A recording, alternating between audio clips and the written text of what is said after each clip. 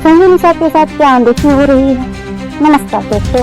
Cabinet minister है उत्तर प्रदेश के संजय जी, खुश तो बहुत होंगे आप। रातों रात अखिलेश यादव जी ने जो उत्तर प्रदेश का सियासी जो मार्केट है उसमें आपके स्टेक्स बढ़ा दिए।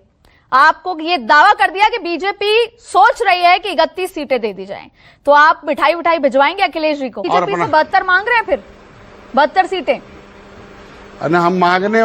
हम मांगने वाले नहीं, धीरे धीरे आगे बढ़ने वाले हैं। अगर हम 2017 आज का सवाल सिर्फ यह नहीं है कि संजय निषाद 31 सीट मांग रहे हैं या 72 सीट मांग रहे हैं।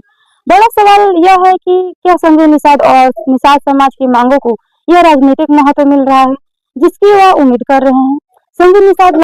अब यहाँ एक सवाल जरूर बड़ा खड़ा हो रहा है कि अगर कोई नेता अपनी पार्टी और अपने समाज के सबसे बड़े मुद्दे को लेकर लगातार आवाज उठा रहा है तो उसकी क्या मांगों का पर्याप्त गंभीरता से लिया जा रहा है? यह नहीं लिया जा रहा है। संजय निषाद का कहना है कि निषाद समाज की आबादी करीब 18% है। इसकी आधार पर राजनीतिक हिस्सेदारी में 72 सीटों का आंकड़ा सामने रख रहे हैं।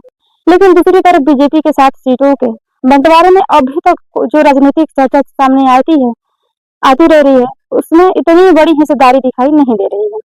यही से संजय निषाद की नाराजगी या दबाव की राजनीति को समझा जा सकता है।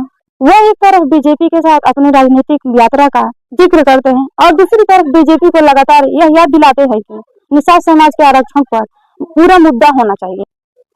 वह एक तरफ बीजेपी के साथ अपनी राजनीतिक यात्रा का जिक्र करते हैं और दूसरी तरफ बीजेपी को लगातार याद दिलाते हैं कि निषाद समाज के आरक्षण का मुद्दा पूरा होना चाहिए। तो क्या इसे अनदेखी कहा जाए या फिर इसे चुनाव से पहले अपनी राजनीतिक बार्गेनिंग पावर बढ़ाने की रणनीति माना जाए? फैसला जनता और राजनीतिक विश्लेषकों को करना है। एक बात जरूर साफ है, संजय निषाद अब केवल मंत्री पद की राजनीति नहीं कर रहे हैं।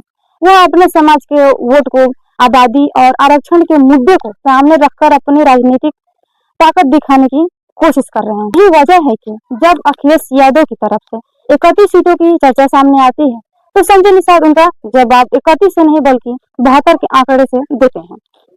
उनका संदेश है, हमें सिर्फ सत्ता में पद नहीं चाहिए, हमें अपने समाज का अधिकार चाहिए। अब आगे देखना होगा कि बीजेपी उनकी आरक्षण की मांग पर क्या कदम उठाती है और आने वाले चुनाव से निषाद पार्टी कितनी राजनीतिक हिस्सेदारी देती है।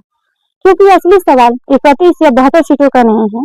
असली सवाल यह है कि निषाद समाज को उनकी राजनीतिक और संवैधानिक मांगों में मुताबिक हिस्सेदारी मिलेगी और क्या संजय निषाद अपनी बात पर आखिर तक कायम रहे? यही आने वाले समय में सबसे बड़ा राजनीतिक सवाल उठेगा।